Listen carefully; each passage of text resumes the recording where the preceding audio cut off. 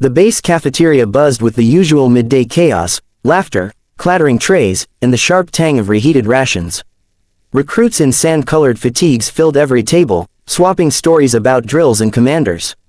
Near the entrance, a young woman in plain tactical gear hesitated, clutching her tray. She was new here, too quiet, too composed. Captain Harlan spotted her instantly. He was broad-shouldered, loud, and proud of his reputation as the hardest man on base. To him, everyone knew was fair game for a little orientation.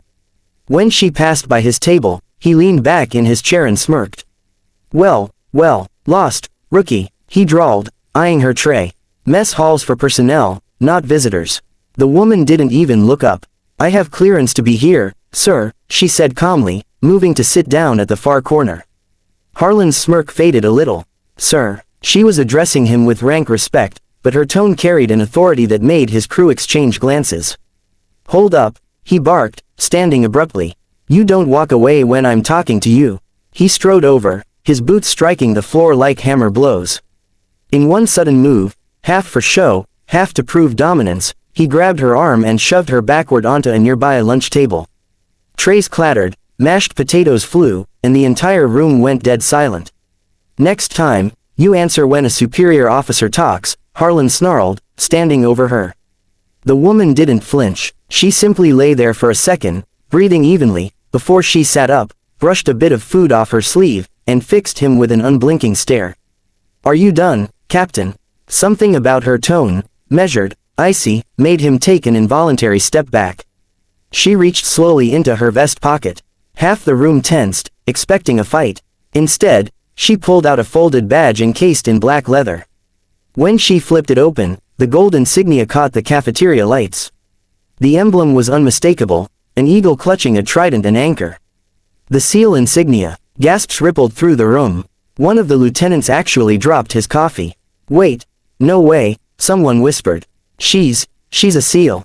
Harlan's eyes widened. His face, moments ago red with anger, drained of color. He stammered, that's impossible. We don't have any female.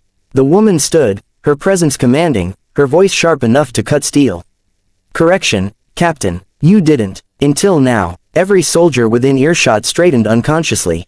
The cafeteria's noise had vanished entirely. Harlan's mouth opened, then shut again. He looked like a man realizing he'd just punched a live grenade. She adjusted her sleeve calmly, retrieved her tray from the floor, and said, next time, Captain, maybe ask before you throw someone across the table.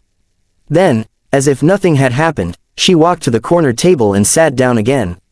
The only sound that followed her was the slow, audible thump of every heart in the room. The silence in the cafeteria felt suffocating. Captain Harlan stood frozen, still processing what had just happened. The woman he'd just thrown onto a table was calmly eating her lunch again, as if nothing in the world could shake her. Every soldier in the room watched her like she was a live wire, dangerous, unpredictable, and far above their pay grade. A few whispers began to ripple through the ranks. Did you see that badge? Seal insignia, real one, not training issue.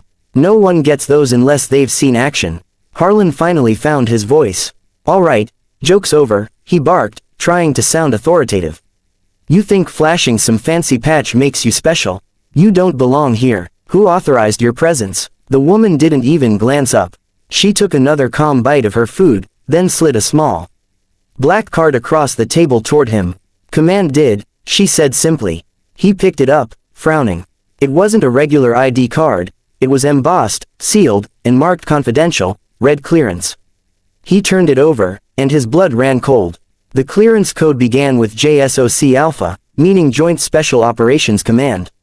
Before he could respond, the cafeteria doors burst open. 2 military police officers entered, followed by a man in a dark uniform covered in silver stars, Rear Admiral Weston, head of Special Operations Oversight. The entire room shot to attention. At ease, Weston ordered, though his tone was anything but calm. His gaze swept the room before landing on the woman quietly sitting at her table. Lieutenant Commander Rains, he said, his voice steady. We weren't expecting you until tomorrow. Rains stood smoothly, giving a respectful nod. Plans changed, Admiral. I thought I'd get a sense of the team's morale. Her eyes flicked toward Harlan, who stiffened. I've learned a lot already.